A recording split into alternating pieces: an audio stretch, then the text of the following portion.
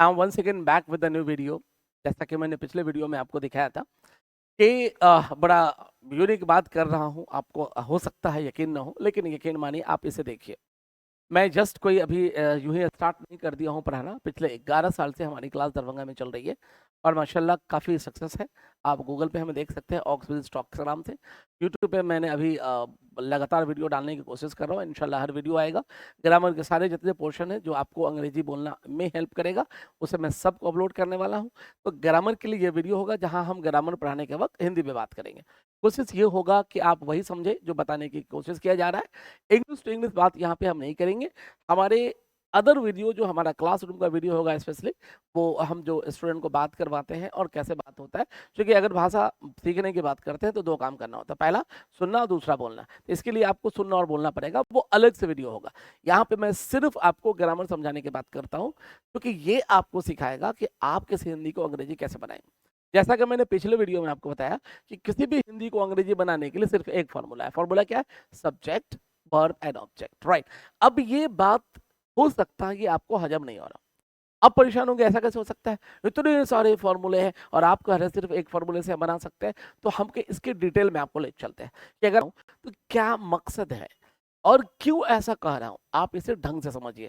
यकीन मानो आपकी ग्रामर की सारे प्रॉब्लम खत्म हो जाएंगे और आप एक बार ये समझ लेते हैं तो अगली जो भी चैप्टर पढ़ाया जाएगा सब आपके लिए बहुत आसान होगा और आप आसानी से समझ सकते हैं। ठीक है, अब आज हम लोग अभी इस वीडियो में समझने वाले हैं कि जो पिछले सब मैं वीडियो में आपको बताया हूं कि हिंदी के किसी भी सेंटेंस को अंग्रेजी में ट्रांसलेट करने के लिए सिर्फ एक फॉर्मूला है। फॉर्मूला क्या है? Subject verb plus object. ये सब्जेक्ट वर्ब प्लस ऑब्जेक्ट कैसे काम करता है इस छोटे से वीडियो में आपको दिखाता हूँ।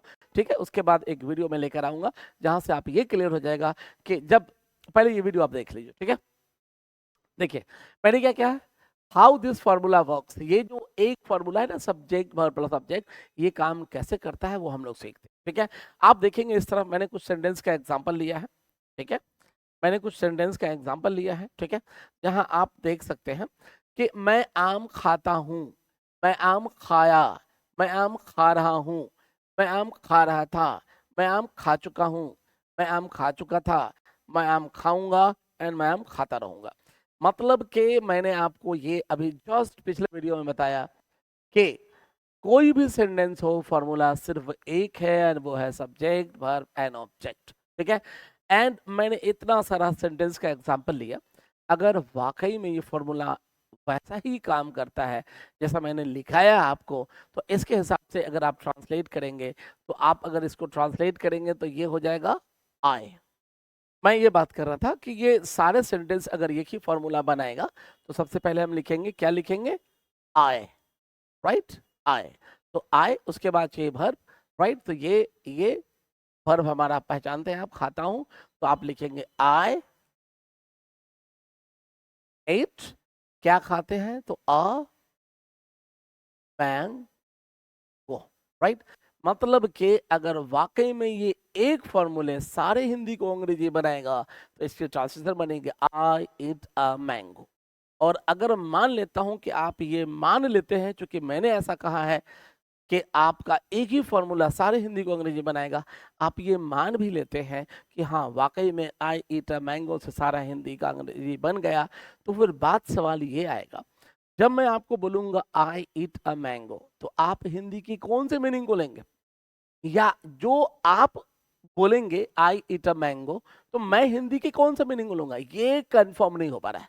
मतलब ये सारे हिंदी के लिए अगर यही एक फॉर्मूला है जो मैंने अब तक बात किया, ठीक है, तो हम कैसे लेंगे कि कौन सा हिंदी का ये फॉर्मूला है?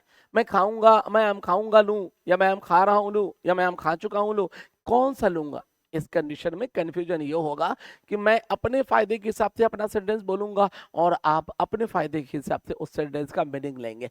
मतलब जो बात करने का मकसद है, कम्युनिकेशन की जो हमारा एक आदान प्रदान है, मतलब मैं जो कहना चाह रहा हूँ आपको समझाऊं, जो आप समझना चाह रहे हैं वो हमसे सुने, या आप जो कहना चाह रहे हैं आप मुझे बोले, ये हमारा पर्पस पूरा नहीं होगा। ठीक है, मतलब ये कि ये सब्जेक्ट वर्ब प्लस ऑब्जेक्ट जो एक फॉर्मूला है, ये सारे हिंदी को अंग्रेजी बनाते नहीं दिख रहा है। अब सवाल ये आएगा, अगर नहीं दिख रहा है तो फिर मैंने आपको कहा क्यों? तो आज मैं आपको आपको डिटेल में लेके चलता हूँ ये क्लियर बताने के लिए कि ये एक फॉर्मूला जो है ना सब्जेक्ट वर्ब प्लस सब्जेक्ट यही काम करता है और सारे हिंदी को अंग्रेजी बनाता है, लेकिन थोड़ा सा इसमें ट्विस्ट है जो आपको समझना पड़ेगा। ठीक है, इसे इस हिसाब से ये हमारा गलत है। ठीक है, तो मैं इसको मिटा देता हूँ फिलहाल कि ये अगर गलत है तो ये इस पे नहीं होना चाहिए। ठीक है, हट गया। तो अब हम लोग चेक करते हैं कि ये फॉर्मूला अगर गलत था, मतलब sorry subject verb plus subject एक काम करता है, अभी मैंने उस पर ट्रांसलेशन बनाया तो वो गलत हो गया, तो फिर ये काम कैसे करेगा? अब इसे ढंग से समझिए। देखिए ये सेंटेंस में जब आप इसकी बात करेंगे, ये पूरे सेंटेंस में मैं बदलते हुआ नहीं दिखा रहा है, और जहां तक मैं आपसे पूछूं कि मैं कौन है तो ये आप बराबर पहचानते हैं कि ये सब्जेक्ट है। तो सेंटेंस में, राइट, सेंटेंस में टाइम की वजह से, टेंस की वजह से मैं मतलब सब्जेक्ट पे कोई बदलाव नहीं आ रहा। आप मैंने जितनी बार भी सेंटेंस बदला, ये मेरा मैं सब बराबर वैसा ही है। मतलब कि ये जो सब्जेक्ट है जितनी बार भी सेंटेंस बदल जाए लेकिन इसमें नो चेंज, नो चेंज, मतलब कि सब्जेक्ट में कोई चेंज नहीं होता है। राइट, अब आप ये क्लियर हो गया कि अगर ये subject verb plus subject 3 word से फॉर्मूला बना है तो इस सब्जेक्ट में कोई चेंज नहीं होता है। राइट, मैं अभी दूसरा आगे दिखाता हूं। ठीक है,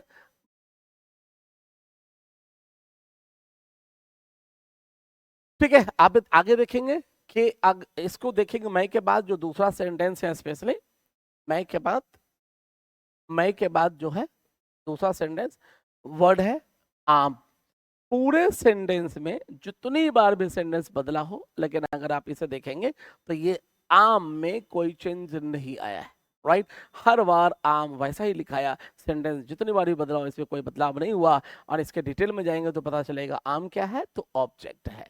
तो 3 वर्ड के फॉर्मूला है सब्जेक्ट वर्ब एंड ऑब्जेक्ट।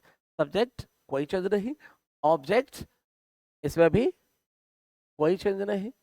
आप बेगर परेशान हुए इसे समझिए, यकीन मानिए आप एकदम सरप्राइज हो जाएंगे। ये इतना काम करता है, लोग परेशान हैं कोई सेंटेंस को कैसे बनाएंगे, आप यू बना देंगे।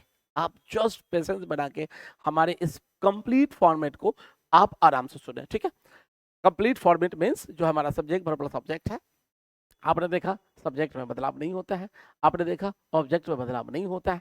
ठीक है, अगला वर्ड जो है वो खाता हूँ, खाया, खा रहा हूँ, खा रहा था, खा चुका हूँ, खा चुका था, खाऊंगा एंड खाता रहूंगा। अगर मैं आपसे पूछूं ये क्या है, तो ऑफ कोर्स ये वर्ब है, क्योंकि हमने आगे पिछले स्लाइड में ये देख चुके हैं, पिछले वीडियो में, कि वर्ब हमारा कौन है। ठीक है, इस हिसाब से आप देखेंगे तो हर बार वर्ब हमारा बदल रहा है। मतलब ये कि एक वर्ड है, एक फॉर्मूला है सब्जेक्ट वर्ब प्लस सब्जेक्ट, इसमें सब्जेक्ट नहीं बदला, ऑब्जेक्ट नहीं बदला। जब बदला ही नहीं तो अपने को टेंशन नहीं है। टेंडेंस कैसा भी अलग अलग टेंस में मैं चेंज करूं, लेकिन सब्जेक्ट ऑब्जेक्ट नहीं बदलेगा। ठीक है, बदलाव कहाँ हो रहा है, तो ऑफ कोर्स ये हमारा वर्ब है, और इस वर्ब में यस क्या है, चेंज है। तो अगर अपने को ये पता चल जाए, ठीक है, जब अपने को अब मालूम है कि एक ही फॉर्मूला है, वो है subject verb plus object, subject में कोई चेंज नहीं होता, ऑब्जेक्ट में भी कोई चेंज नहीं होता, जो बीच में हमारे पास दिख रहा है वर्ब, जब आप सेंटेंस पे नजर डालेंगे तो हर सेंटेंस में आपको ये वर्ब बदलता दिख रहा है। ठीक है, तो ये फॉर्मूला अब समझ में आया फॉर्मूला कैसे काम करेगा। राइट, मतलब subject no change, verb no change and object no, subject no change, object no change, yes verb में चेंज है। तो अगर अपने को ये पता चल जाए, जैसे मालूम हो गया कि सब्जेक्ट में कोई चेंज नहीं है, ऑब्जेक्ट में कोई चेंज नहीं है, वर्ब में चेंज है, तो अगर मैं आपको बता दूं कि वर्ब के टोटल कितने फॉर्म्स हैं एंड किस फॉर्म को कहाँ लगाते हैं, किस फॉर्म को कहाँ लगाते हैं, उसके साथ कौन सा हेल्पिंग वर्ब आता है, यकीन मानिए फर्क नहीं पड़ता सेंटेंस क्या है। इस एक फॉर्मूले से आप हिंदी के किसी भी सेंटेंस को अंग्रेजी में ट्रांसलेट कर सकते हैं। मैंने आपको पिछले वीडियो में बताया है, हमारी क्लास दरभंगा ऑक्सब्रिज टॉक्स के नाम से पिछले 11 साल से चल रही है, और इतने सारे लोगों ने यहाँ पे अंग्रेजी बोलना सीखा है, क्योंकि ये जो ग्रामर है मैंने इसको काफी कोशिश की आसान करने का। ठीक, कई बार लोग बोलते हैं इंग्लिश बोलने के लिए ग्रामर की जरूरत नहीं है, ये वहां पे जरूरत नहीं है जहां पे 24 घंटा इंग्लिश बोला जाता है। हम आप हिंदी बोलते हैं, ऑफ कोर्स हमने हिंदी नहीं पढ़ा है, सॉरी हमने हिंदी बोलना सीखने के लिए ग्रामर नहीं पढ़ा, लेकिन हमारे जब हम जहाँ पे रह रहे हैं ना 24 घंटा हिंदी बोला जाता है, इसलिए उसके बगैर काम चल गया। लेकिन अगर मैं इंग्लिश की बात करूँ तो ऐसा नहीं है।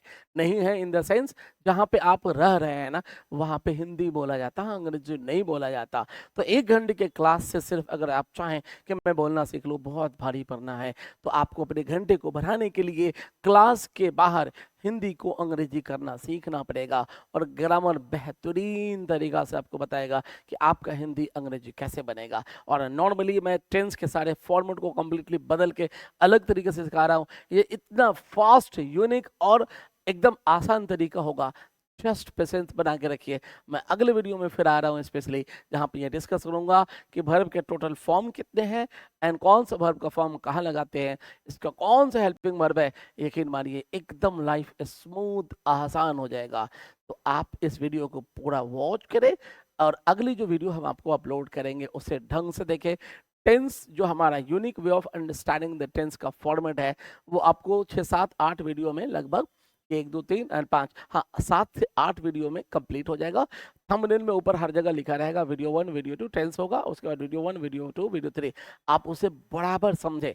कहीं भी समझने में प्रॉब्लम होता है मेरा डिस्क्रिप्शन से नंबर लेके आप कॉल कर सकते हैं, व्हाट्सअप कर सकते हैं। मैं कोशिश करूंगा आपके सवाल का ख्याल रखूं और उस पर एक और वीडियो बना के समझाऊं, या मुझे बात करके आप पूछ सकते हैं, मैं आपको हेल्प करूंगा। ठीक है, अगर आप ये वीडियो देख रहे हैं आप इसे लाइक करें, जरूर दोस्तों के साथ शेयर करें। ये आपके साथ साथ अपने दोस्तों के लिए भी अच्छा करें ताकि उनका भी कुछ भला हो जाए। ठीक है, गुड बाय, टेक केयर। अगले वीडियो में मिलते हैं हम लोग वर्ब के अंडरस्टैंडिंग के साथ कि वर्ब के कितने फॉर्म है एंड कौन सा फॉर्म को हम कहाँ लगाते हैं। Thank you, goodbye, take care, bye bye. Mister आकर्ष।